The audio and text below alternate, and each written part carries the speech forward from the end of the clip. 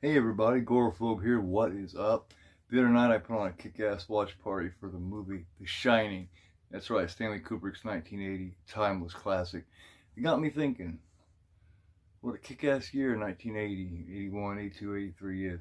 So I decided to start with 1980 with the top 5 best horror films of the year 1980.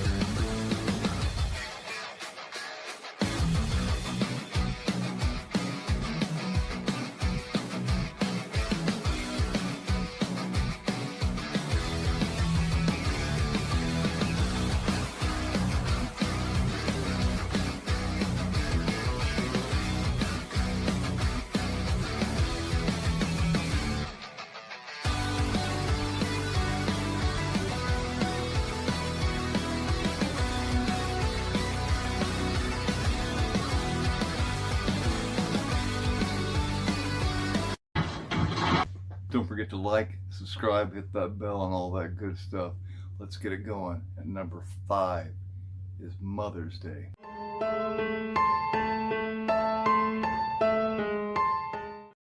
Mother's Day is a trauma film directed by Charles Kaufman and starring Michael McCleary and Frederick Coffin in fantastic performances as Ike and Adley.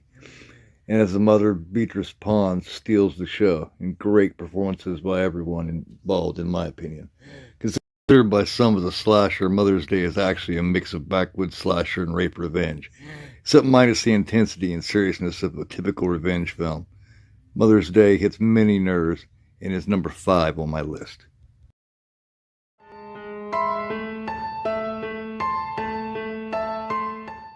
Number 4 is Friday the 13th. Directed by Sean S. Cunningham, Friday the 13th was originally intended to be an easy cash grab, stealing off the formula of John Carpenter and Debra Hill's hugely successful classic Halloween. But thanks to the characters and backstory written by Victor Miller, it became the most successful horror franchise of all time. It now has 9 sequels, a remake, an iconic team-up, and several fan films, but the original remains the one that's truly mysterious and creepy. Notice a very young Kevin Bacon, and an incredible performance by Betsy Palmer as Pamela Voorhees.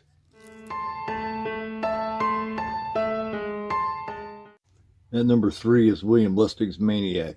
Between the smooth, elegant beauty of Caroline Monroe and the creepy spot-on performance of Joe Spinell, Maniac is over the top in a great way and has a flavor that is at times too much for some viewers.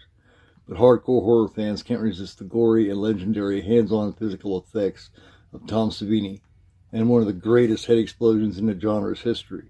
The remake from 2012 was a great remake, no doubt, but nothing quite compares to Lustig's original 1980 classic.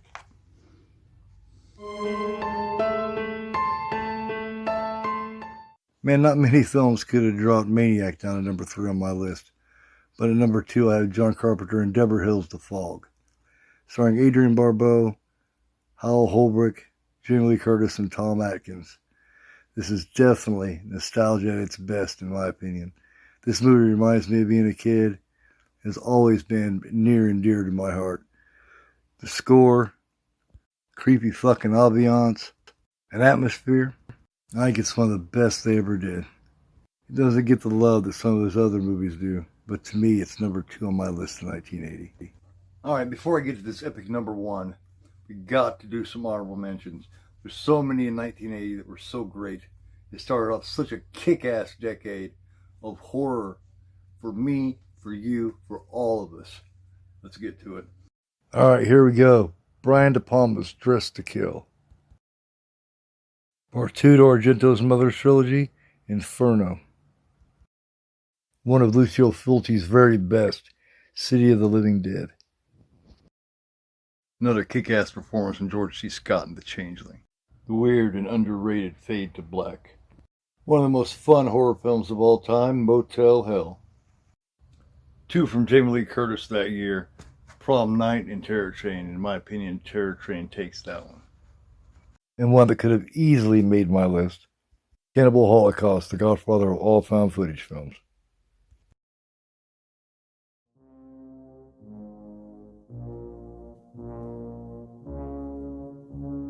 What else could it be at number one from 1980 but The Shining? Probably the most over-theorized movie ever made. One thing you can't argue about is the great performances and incredible filmmaking this movie provides. Not to mention an equally chilling score. And an atmosphere that still hasn't been rivaled to this day. Is the book better, or is the movie better? Did Stanley Kubrick do a better job of co-writing and directing? Or is Stephen King's novel the real version of The Shining? One of Jack Nicholson's signature performances, and the greatest performance of Shelley Duvall's career. I don't think it matters which one's better. I think in the end we all win.